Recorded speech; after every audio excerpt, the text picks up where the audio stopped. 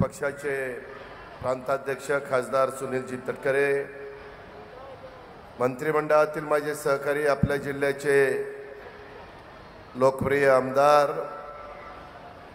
नामदार धनंजय मुंडेजी, पालकमंत्री, विधिमंडळातील माझे सहकारी विक्रम काळे, कल्याणराव आखाडे, राजेश्वराबा चव्हाण, राजकिशोर मोदी, संध्या सोनवणे, वाल्मिक अण्णा कराड, रविकांत राठोड, अजय मुंडे, दत्ता आव्हाड, दत्ताबा पाटील, फारुख पटेल, प्रज्ञा कोसरे, सुशांत पवार, सौतू सबगर, शिवाजीराव शिरसाट, वैजनाथ सोळंके, गोविंदराव देशमुख, भैया धर्माधिकारी, माऊली गडदे, लक्ष्मण मुंडे, राजाभाऊ ओताडे, बोमटे, विलासकाका सोनवणे, शकील कुरेशी, प्रिया डोईफोडे, संगीत तुपसागर, विष्णुपंत सोळंके, पिंटू मुंडे, जानिमिया कुरेशी, अजिंक्य अनेराव, अजित गरड, चंद्रकांत कराड, तय्यभाई शेख, अनंत इंगळे, माझ्या परभणी विधानसभा मतदारसंघातील जमलेल्या सर्व मायमाऊली, माझ्या बहिणी, माझे बांधव, पत्रकार मित्र, माझ्या राष्ट्रवादी काँग्रेस पक्षाचे सर्व सन्माननीय पदाधिकारी, या परिसरातील जमलेले प्रतिष्ठित नागरिक, बंधू भगिनींनो आणि माझ्या तरुण मित्रांनो, 12 ज्योतिर्लिंगापैकी एक असलेल्या परिप्रभू वैजनाथाच्या ऐतिहासिक आणि पवित्र भूमीमध्ये जनसन्मान यात्रेच्या निमित्तानं उपस्थित असलेल्या सर्व माझ्या शेतकरी, कष्टकरी, माय माऊली, माता भगिनी, तरुण मित्रांचं मी मनापासून स्वागत करतो। महाराष्ट्राचा आराध्य दैवत छत्रपती शिवाजी महाराज, शाहू महाराज, क्रांतीसूर्य महात्मा ज्योतिबा फुले, भारतरत्न डॉक्टर बाबासाहेब आंबेडकर, लोकशाहीर अण्णाभाऊ साठे, स्वराज्य जननी जिजाऊ माँसाहेब, क्रांती ज्योती सावित्रीबाई फुले, राजमाता पुण्यश्लोक अहिल्यादेवी होळकर, मौलाना आझाद, या सर्वांना विनम्र अशा प्रकारचं अभिवादन करतो। 12 ज्योतिर्लिंगापैकी एक असणाऱ्या प्रभू वैजनाथाच्या चरणी वंदन करतो। जगाला समतेचा संदेश देणाऱ्या श्री संत भगवान बाबांच्या चरणी देखील मी नतमस्तक होतो। मराठवाडा तसं बघितलं तर साधू संतांची भूमी, बीड जिल्हा हा देखील देवदेवतांची, संत महात्म्यांची, महापुरुषांची अशा प्रकारची भूमी, आणि या भूमीमध्ये आज मला यायला मिळालं। त्यामध्ये परळीच्या प्रभू वैजनाथाची ही भूमी, दासोपंत महाराजांची भूमी, या समस्त देवदेवतांच्या चरणी मी सुरुवातीलाच वंदन करतो आणि बीड जिल्ह्याच्या, महाराष्ट्राच्या विकासासाठी काम करत राहण्यासाठी महायुती सरकारला बळ दे असं साकडं आपल्या सर्वांच्या साक्षीनं मी देवदेवतांच्या चरणी सुरुवातीलाच अर्पण करतो। मराठवाड्याची भूमी जशी संतांची, महंतांची, शूरांची, वीरांची, बुद्धिवंतांची, कर्तृत्वान सुपुत्रांची भूमी, मराठवाड्याची भूमी ज्ञानवंतांची, प्रज्ञावंतांची, बुद्धिवंतांची, कलावंतांची, कष्टकऱ्यांची भूमी। या भूमीला धैर्याचा, शौर्याचा, संघर्षाचा वारसा आहे। हा वारसा आपण सर्वजण यशस्वी पुढे चालवत आहात, त्याबद्दल आपल्या सर्वांचं मी मनापासून अभिनंदन करतो। मी बघतोय गेले अनेक वर्ष, मी राजकीय जीवनामध्ये जवळपास 35 वर्ष काम करतो।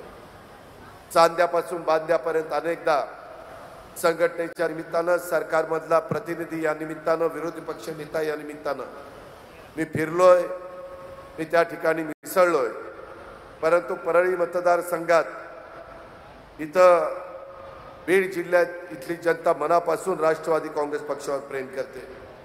मला आठवत आहे 2019च्या विधानसभा निवडणुकीत देखील या बीड जिल्ह्याने 6 पैकी 4 जागा राष्ट्रवादी काँग्रेस पक्षाला दिलेल्या होत्या आणि चौकार इथल्या माझ्या मतदारांनी मारलेला होता। आता देखील उद्याच्याला निवडणुका येणार आहेत। मी नेहमीच विकासाची कामं करत असताना अर्थमंत्री म्हणून राज्याचा बीड जिल्ह्याने केलेल्या प्रेमाची उतराई होण्याकरता जिल्ह्याच्या विकासाला कायम निधीचा हात सैल सोडला। माझं सुद्धा बीड जिल्ह्यावर प्रेम आहे। मी ज्या वेळेस बीड जिल्ह्यात येतो त्या वेळेस माझं अतिशय जोरदार आणि माझ्या सहकाऱ्यांचं स्वागत आपण सगळेजण करता। परळीत आलं तर प्रत्येक वेळी परळीकर माझ्या प्रेमाने स्वागत करतात। तुमच्या स्वागताने आणि तुमच्या प्रेमाने अक्षरशः मी भारावून जातो। तुमचं हे प्रेम मी कधीच विसरणार नाही हा शब्द देखील मी आज आपल्या सभेला देतो। एकंदरीतच आम्ही कुठलाही विषय असला, धनंजय तर तुमच्याकरता राबतच असतो, पाठपुरावा करतच असतो। प्रकाश सोळंके असतील, बाळासाहेब वाजवे असतील, बाकीचे सहकारी विक्रम काळे असतील, सतीश चव्हाण असतील, तेही प्रयत्न करत असतात। काल आम्ही कॅबिनेटला मंत्रिमंडळाच्या बैठकीमध्ये बीड जिल्ह्यात सीताफळ इस्टेट स्थापन करण्याचा अतिशय महत्त्वपूर्ण निर्णय घेतला। परळीच्या वडखेल गावात सीताफळ इस्टेट स्थापन करण्यात येणार आहे आणि त्यासाठी बीडकरांनो 53,60,25,000 रुपयाची तरतूद ही राज्य सरकारने केलेली आहे। इथल्या शेतकऱ्यांना, कष्टकऱ्यांना जी पिकं घेतात त्याच्यातनं रिसर्च झाला पाहिजे, त्याला संशोधन म्हणतात आणि त्याच्यातनं माझ्या शेतकरी बांधवांचं भलं झालं पाहिजे, माझ्या मायमौलींचं भलं झालं पाहिजे। बीड जिल्ह्याच्या परळी वैजनाथ इथल्या जिरेवाडी वसंतराव नाईक कृषी विद्यापीठ अंतर्गत आम्ही शासकीय कृषी महाविद्यालय, शासकीय कृषी व्यवसाय व्यवस्थापन महाविद्यालय याला स्थापन करण्याला मान्यता दिली। त्याच्यामध्ये सोयाबीन संशोधन केंद्र हे स्थापन करायला मान्यता दिली। कृषी व्यवसाय व्यवस्थापन महाविद्यालय त्याच्यामध्ये अंतर्गत त्यालाही आपली मान्यता त्या ठिकाणी दिलेली आहे। आणि या बीड जिल्ह्यामध्ये कृषी भवन उभारण्याकरता 14,90,00,000 रुपयाचा निधी आम्ही मंजूर केला। आपण नेहमीच गोपीनाथ मुंडे साहेबांच्यावर प्रेम केलं, महाराष्ट्राने केलं। लोकनेते गोपीनाथ मुंडे साहेबांना, पंडितराव मुंडे साहेबांना मी विनम्र अशा प्रकारे श्रद्धांजली अर्पण करतो। लोकनेते गोपीनाथ मुंडे ऊसतोड कामगार कल्याण मंडळ याची स्थापना अनेकांनी घोषणा केल्या, परंतु खऱ्या अर्थाने मुहूर्त स्वरूप आलं ते ज्यावेळेस धनंजय मुंडेंनी त्याच्यात लक्ष घातलं त्यावेळेस या महामंडळाची स्थापना झाली। अशा कितीतरी गोष्टी इथल्या भल्याच्या करता आम्ही करण्याचा प्रयत्न केला। मला माझ्या मायमौलींना सांगायचं आल्यानंतर माझं धनंजय मुंडेचं अतिशय दोन्ही हाताला भरभरून राख्या बांधण्याचं काम माझ्या मायमौलींनी केलं। आता तुम्ही पाहिलं अक्षरा शिंदे आपल्याच भागातली परळीची भगिनी, तिला पहिला हप्ता जसा तुम्हाला पहिला आणि दुसरा 3,000 रुपये मिळाला तसा तिलाही मिळाला।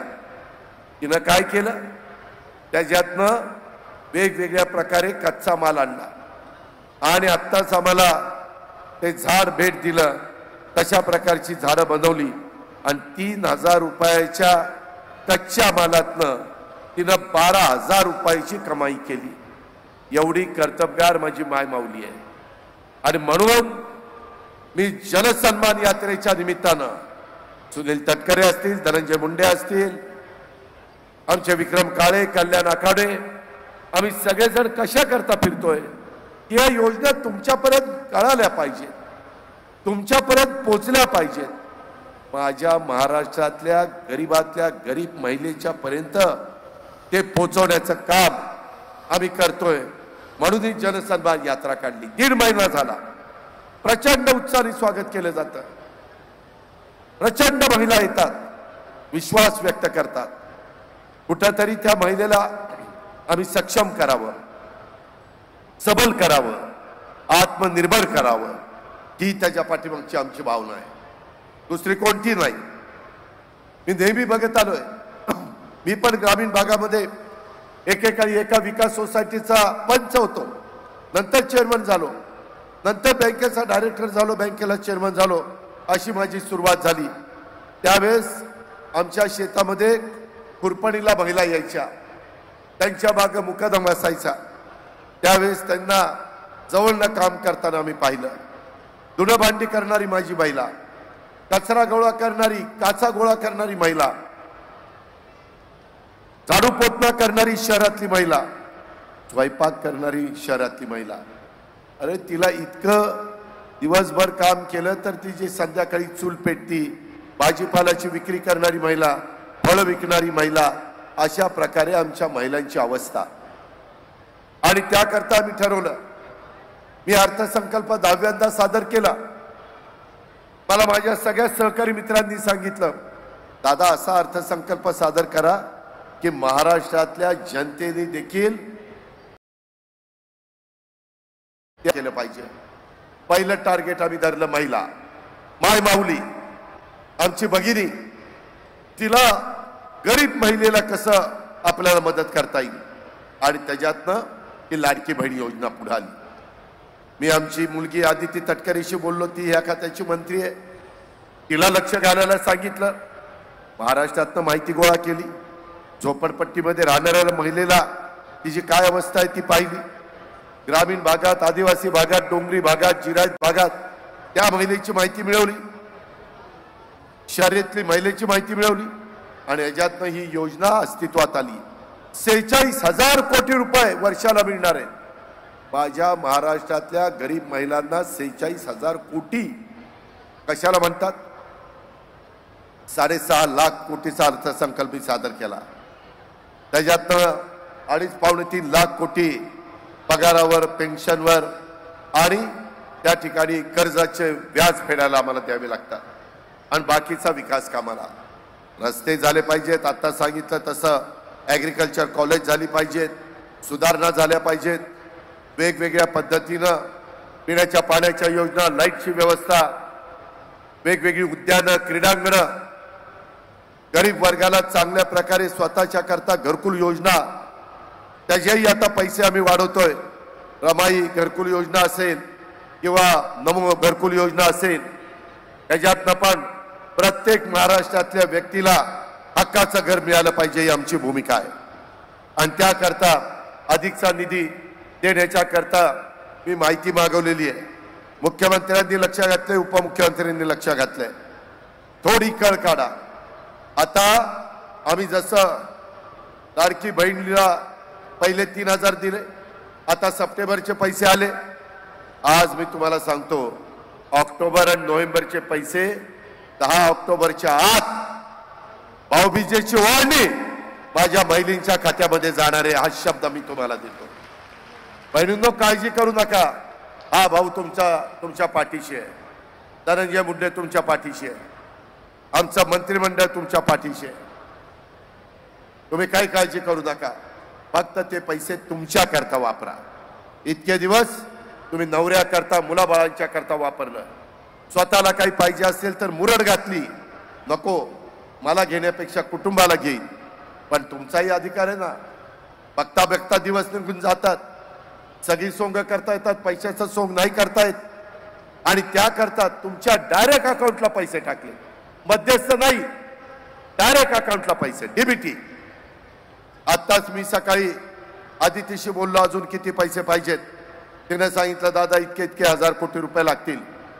तुमची सभा झाल्यानंतर मुंबईला जाणार आहे. उद्या कदाचित सुट्टी असेल तरी देखील परवा दिवशी ते जे काही लागतात तेवढे पैसे तजवीज केली जाईल. काळजी करू नका. पण तुम्ही सन्मानाने राहा, सबल व्हा, सक्षम व्हा. तुम्हाला सुरक्षितपणा मी करतोय. मध्ये एक घटना घडली. काही नराधम, काही विकृत माणसं, कधी कधी त्यांच्या डोक्यात काय येईल सांगता येत नाही आणि कुठंतरी अत्याचार होतो, अन्याय होतो. माझ्या माय मुलींना त्या ठिकाणी नको ती किंमत मोजावी लागती. माझ्या मुलींना मोजावी लागती. मधल्या काळामध्ये एका नालायकानी, एका विकृतानी बदलापूरला एक घटना घेतली. त्याला जेलमध्ये नेत असताना चकमक झाली आणि त्याच्यात तो मृत्युमुखी पडला. और ज्यावेळेस त्यांनी त्या कच्च्या बच्च्या मुलींच्यावर अन्याय अत्याचार केला त्यावेळेस उभा महाराष्ट्र म्हणत होता, त्यांना फाशीची शिक्षा द्या, त्यांना जन्मठेपेची शिक्षा द्या, सोडू नका.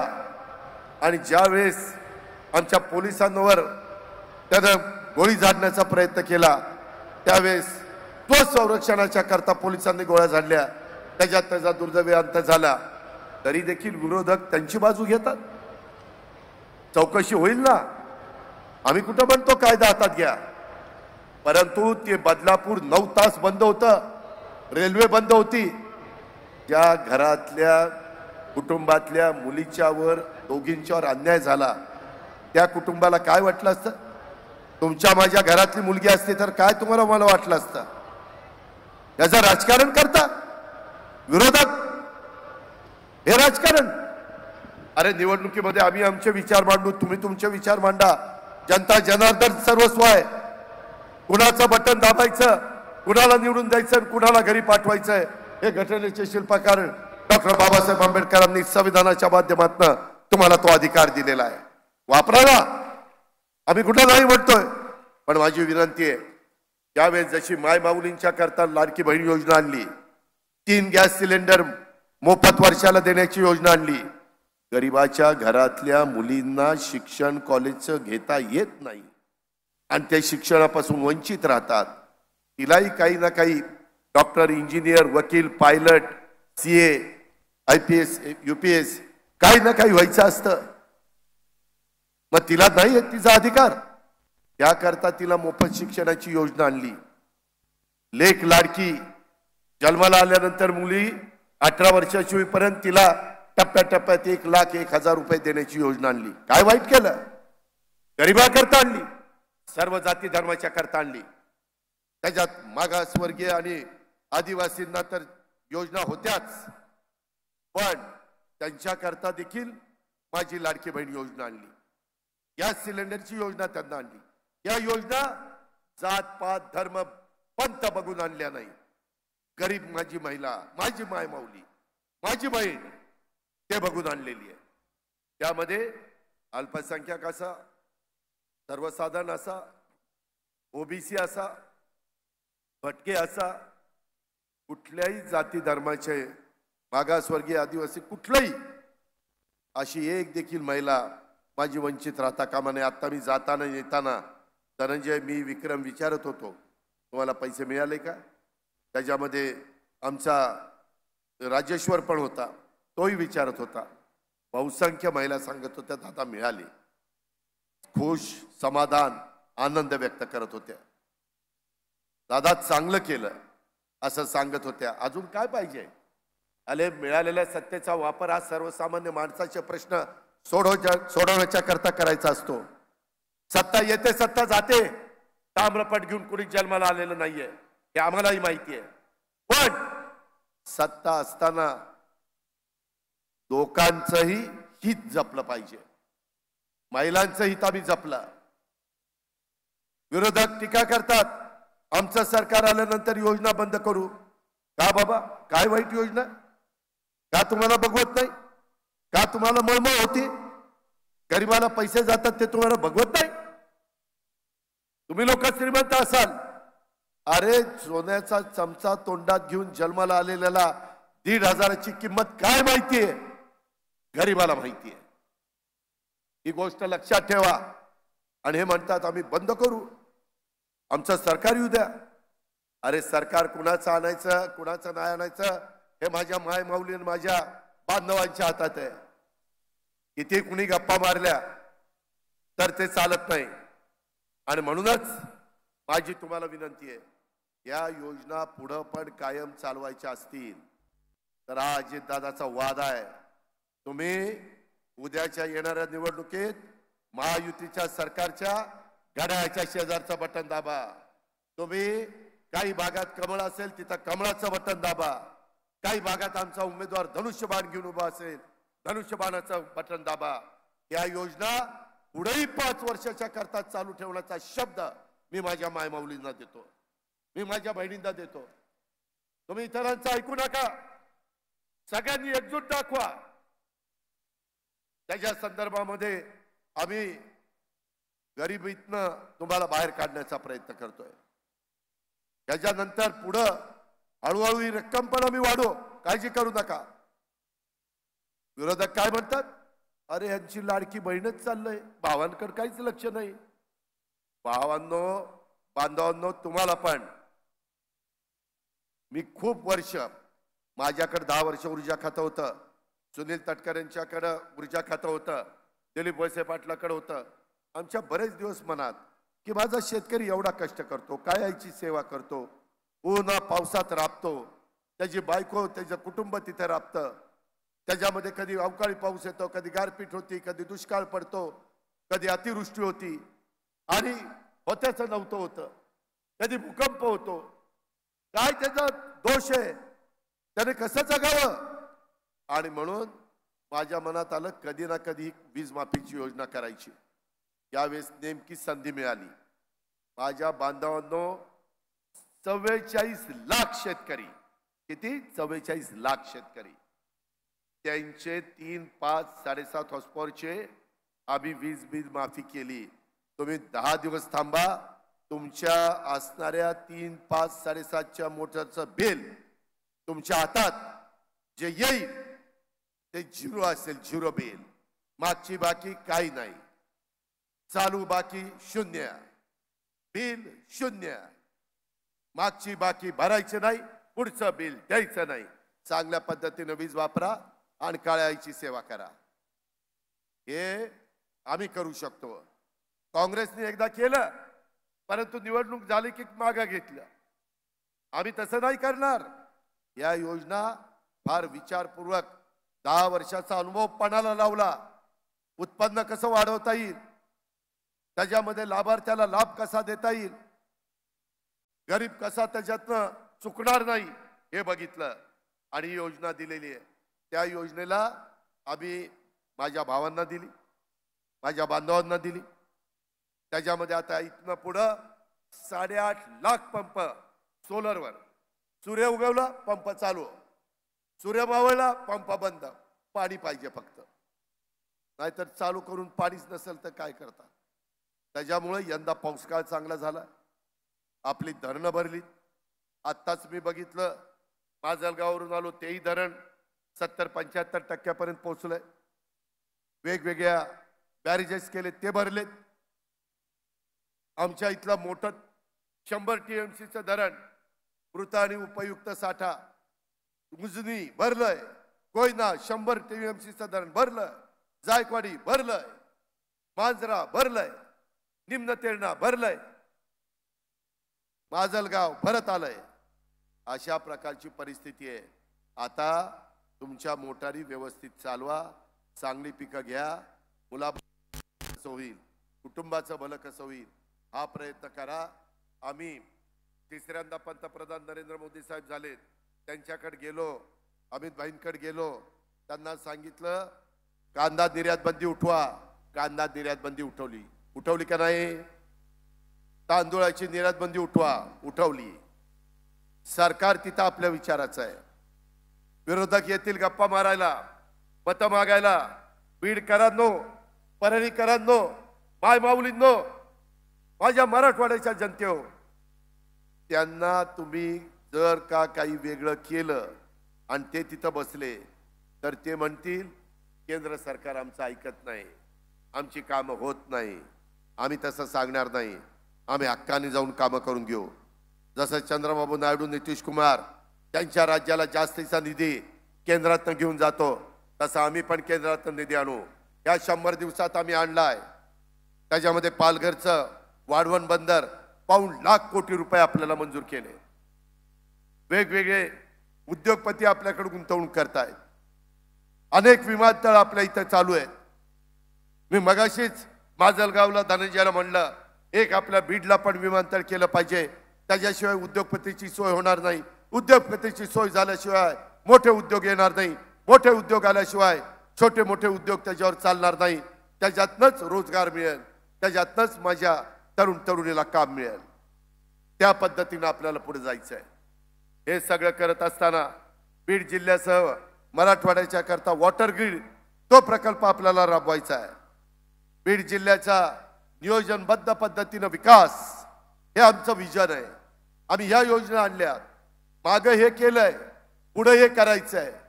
ही आमची भूमिका आहे. बीड जिल्ह्याच्या विकासाला आम्हाला गती द्यायची आहे. जनसन्मान यात्रेच्या निमित्तानं उदंड प्रतिसाद हा आम्हाला मिळतोय. कानाकोपऱ्यातनं माझ्या मायमाऊली भगिनी येत आहेत, प्रेमाने आम्हाला राख्या बांधतायत. राज्यातल्या मायमाऊली भगिनींचं प्रेम ही आमची ताकद आहे. या ताकदीच्या जोरावर अनेक संकट आम्ही पार करू शकू असा विश्वास आम्हाला आहे। माझ्या हातावर धनंजयच्या हातावर बांधलेल्या राख्यांची शपथ घेऊन सांगतो, राज्यातल्या माय माऊलींना काही कमी पडू देणार नाही। त्यांचं संरक्षण करण्याबरोबरच त्यांना आत्मविश्वास मिळवून देण्याचं काम राष्ट्रवादी काँग्रेस पक्ष करेल, महायुतीचं सरकार करेल। आम्ही बोलतो तसं वागतो, हा अनुभव राज्याला आहे आणि त्याकरता राज्याची आर्थिक परिस्थिती आपली भक्कम आहे। आजपर्यंत 1,60,00,000 महिलांच्या खात्यामध्ये लाडक्या बहीण योजनेचा निधी, सन्मान निधी दिलेला आहे आणि आता ज्यांना पहिल्या 2 महिन्याचा निधी मिळाला नाही त्यांना एकदम 3 महिन्याचे प्रत्येकाला 4,500 रुपये जमा त्या ठिकाणी केले जाणार आहेत। हा महायुती सरकारने दिलेला शब्द पाळलाय। कोणत्याही परिस्थितीत ही योजना बंद होणार नाही। ही काळ्या दगडावरची पांढरी रेघ आहे।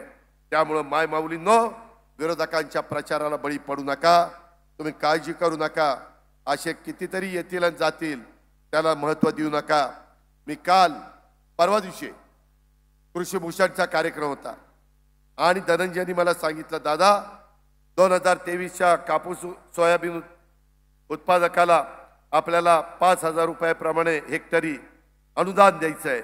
49,50,000 खातेदारांच्या खात्यात 2,399 कोटी जमा केले आणि ही संख्या 96 लाख आहे। तुम्हाला माहिती आहे, राज्याची संख्या 96 लाख असली तरी एकट्या माझ्या बीड जिल्ह्याची संख्या 9,60,000 आहे। म्हणजे 10% पैसे राज्याचा फक्त बीड जिल्ह्यामध्ये येणार आहे। हे काम धनंजय मुंडेच्या मुळे झालेलं आहे।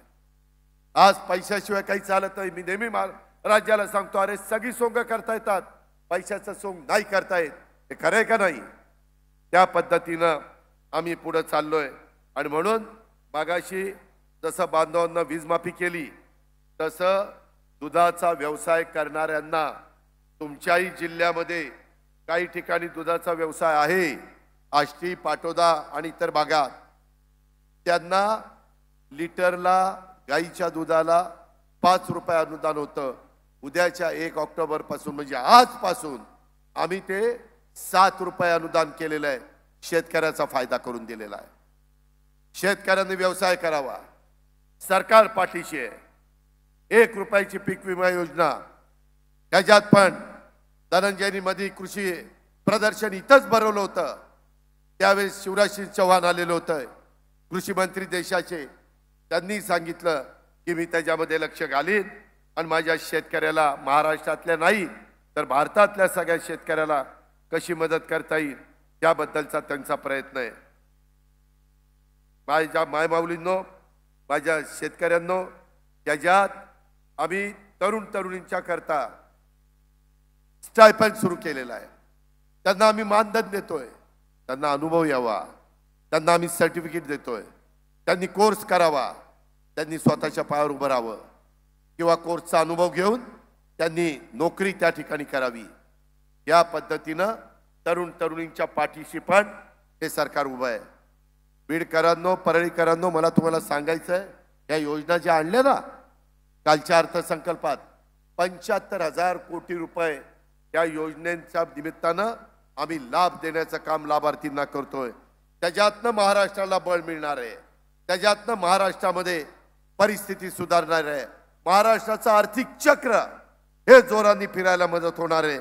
ही पण खुणगाठ आपण सगळ्यांनी मनामध्ये ठेवावी, अशा प्रकारची विनंती मी आपल्याला सगळ्यांना या निमित्तानं करतोय। आम्ही एवढ्यावर थांबलो नाही, आम्ही पोलीस पाटलाचं मानधन वाढवलं, 6,500चं 15,000 केलं, कोतवालाचं मानधन 7,500चं 15,000 केलं, त्याच्यामध्ये आशा सेविकेचं मानधन वाढवलं, 5,000चं 10,000 केलं, गटप्रवर्तकाचं मानधन वाढवलं, अंगणवाडी सेविकेचं मानधन वाढवलं। त्याच्यात कालच निर्णय घेतला 3.5 अधिक 1.5 अशा पद्धतीनं 5,000 रुपये आम्ही तुम्हाला अधिकचे देतोय। सरपंच, उपसरपंच, गावातली महत्त्वाची माणसं, त्यांचं मानधन दुप्पट केलं। ग्राम रोजगार सेवक, त्याच्याकडे कोणी लक्ष देत नव्हतं। कालच कॅबिनेटमध्ये धनंजय मुंडे, आम्ही मुख्यमंत्री, उपमुख्यमंत्र्यांनी त्यांचंही मानधन वाढवलं। त्यांनाही प्रोत्साहन अनुदान देण्याचा निर्णय घेतला। आज माजलगावमध्ये लोक भेटले, माझ्या आत्ता परळीत लोक भेटले, हार देत आहेत, पेढे देत आहेत। दादा चांगलं झालं, महायुतीचं सरकार, आम्ही सरकारच्या पाठीशी राहू असं सांगतायत। होमगार्ड माझे पोलीस कमी पडतात कारण संख्या कमी आहे, भरती चालू आहे, परंतु भरल्यानंतर ट्रेनिंगला वर्ष दीड वर्ष जातं, मग कधी कधी आम्हाला होमगार्डची मदत घ्यावी लागती। कारण आले सण की इतके लागून येतात। गणेशोत्सवाच्या आधी दहीहंडी झाली, गणेशोत्सव झाला, ईद झाला, नवरात्र झाला, दसरा झाला, दिवाळी झाली, ख्रिसमस, त्याच्यानंतर संक्रांत, त्याच्यानंतर गुढीपाडवा, सारखे सण। पोलिसांनी किती काम करायचं, ही पण माणसंच आहेत ना, त्यांचे पण हाडामाणसासारखे त्यांच्यात जीव आहे ना, त्याकरता होमगार्ड आम्हाला लागतात। आणि ते होमगार्डचा रोजचा भत्ता 570 होता, काल आम्ही 1080 केला रोजचा भत्ता। का तर तोही आपलं संरक्षण करतोय, त्यालाही नीटपणे मानधन मिळालं पाहिजे। आम्ही ज्या वेळेस त्याला बोलू त्यावेळेस येतोय, महिन्यातले 10 दिवस 10, 15 जेव्हा लागू तेव्हा येतोय, त्यामुळे त्यालाही तिथं मदत केली। अशा पद्धतीनं समाजातला कुठला घटक वंचित ठेवायचा नाही, सगळ्यांना घेऊन राज्याला पुढे न्यायचंय। शाहू फुले आंबेडकरांची विचारधारा पुढे न्यायची। मला माझ्या अल्पसंख्याक समाजाला सांगायचंय, राष्ट्रवादी काँग्रेस पक्ष शाहू फुले आंबेडकरांच्या विचारधारेवर चालणारा पक्ष आहे, सर्वांना संरक्षण देणारा पक्ष आहे, न्याय देणारा पक्ष आहे। काही जण वाचाळवीर वेडीवाकडी वक्तव्य करतात, त्याच्यात समाजामध्ये अस्वस्थता होते, जातीय सलोखा बिघडतो, त्यामध्ये दरी पडती दोन समाजामध्ये, ती आपल्याला परवडणारी नाही। आज इथं देखील माझा अल्पसंख्याक समाज मोठ्या प्रमाणावर आहे, त्यांनी मला सांगितलं दादा आमच्याकरता काहीतरी करा। त्यांच्याकरता आम्ही मार्मी काढलं, जसं आरटी, जसं बार्टी, जसं टार्टी, जसं सारथी, महाज्योती, अमृत, तशा पद्धतीनं आपल्या अल्पसंख्याक समाजाला आम्ही मार्टी काढलं। त्याही मुलांना मुलींना मदत झाली पाहिजे। 1,00,000 कोटी रुपये भागभांडवल मौलाना आझाद महामंडळाला दिलं, अल्पसंख्याक विभागाला दफनभूमी, शादीखाना, उर्दू शाळा, अशा पद्धतीनं ज्या त्यांच्या गरजा आहेत त्या गरजा भागवण्याच्या करता निधी दिला। विशाळगडला काही घडलं, ताबडतोब अजित पवार तिथे गेला, राष्ट्रवादी काँग्रेस पक्षाचे कार्यकर्ते गेले, सरकारने तातडीची मदत 50,000 केली, आम्ही राष्ट्रवादीतनं 50,000 कुटुंबाला केली, त्याच्यानंतर पंचनामे केले आणि काही कोटी रुपयाचं वाटप तिथं केलं। सगळ्यांना आधार दिला, घाबरू नका, आम्ही तुमच्या पाठीशी आहे। पोलिसांना सांगितलं असं कुणाला अन्याय अत्याचार होता कामा नये, कायदा सारखा, हा उजवा हा डावा चालणार नाही। ज्या पद्धतीनं संविधान बाबासाहेबांनी दिलं म्हणून तुमचा माझा भारत देश एक संघ राहिलाय। बांगलादेशची अवस्था काय, श्रीलंकेची अवस्था काय, इस्रायलची अवस्था काय, रशिया युक्रेन मध्ये काय चाललंय, पाकिस्तानची अवस्था काय, त्याचा विचार करा। एवढा मोठा आपला देश, एवढ्या भाषा, एवढे जात धर्म पंथ, पण सगळेजण एकोप्याने राहतात, हे आपलं भारतीयांचं एक चांगल्या प्रकारचं लक्षण आहे, हे आपल्याला विसरता येणार नाही। ही आपली परंपरा आहे। यशवंतराव चव्हाण साहेबांनी सुसंस्कृत महाराष्ट्र कशा पद्धतीने असावा ही शिकवण आपल्याला दिलेली आहे, त्या रस्त्याने आम्ही चाललेलो आहे। तुम्ही आजपर्यंत धनंजय असेल, बाकीचे माझे सहकारी असतील, पदाधिकारी असतील, या सगळ्यांना साथ देत आलेला आहे। माझेही कार्यकर्ते कुठे चुकणार नाही, तुमच्या पाठीशीच उभे राहतील।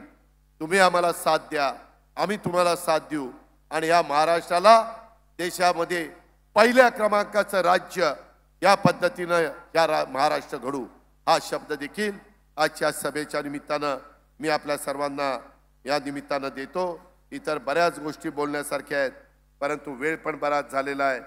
महिलांनाही त्यांच्या स्वयंपाक वगैरेला जायचंय, अधिक न बोलता मी एवढंच सांगतो, परत विधानसभेच्या निवडणुकीच्या निमित्तानं येईल, पण या योजना चालू ठेवायच्या म्हटलं आणि केंद्राचा मोठा निधी आपल्या राज्याला सातत्याने आणायचं म्हटलं, करोडो रुपयाचा निधी आणि आपला सर्वांगीण विकास करायचं म्हटलं तर महायुतीशिवाय पर्याय नाही, घड्याळाशिवाय पर्याय नाही, धनुष्यबाणाशिवाय पर्याय नाही, कमळाशिवाय पर्याय नाही. या पद्धतीनं आपण पुढे जाऊया. त्याला आशीर्वाद देण्याचं काम, त्याला पाठिंबा देण्याचं काम तमाम माझ्या बांधवांनी करावं, माय माऊलींनी करावं, हीच आग्रहाची, नम्रतेची, कळकळीची विनंती करतो आणि आपल्या सगळ्यांची रजा घेतो. जय हिंद, जय महाराष्ट्र. धन्यवाद.